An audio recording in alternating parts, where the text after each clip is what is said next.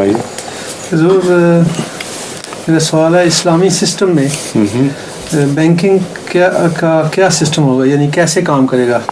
Investors کے لیے اس میں کیا اٹریکشن ہوگی؟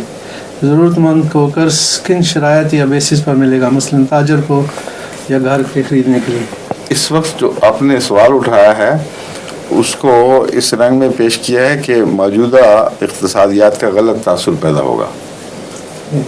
انویسٹر کو بینک میں جمع کرانے کی دلچسپی نہیں ہوتی, بینک سے لینے کی دلچسپی ہوتی ہے. اس لیے یہ سوال ہی الٹ ہے.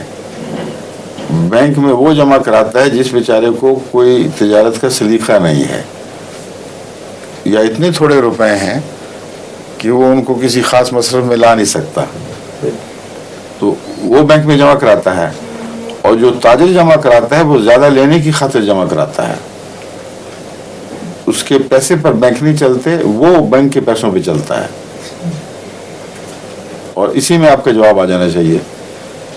یہ نظام مہلک ہے.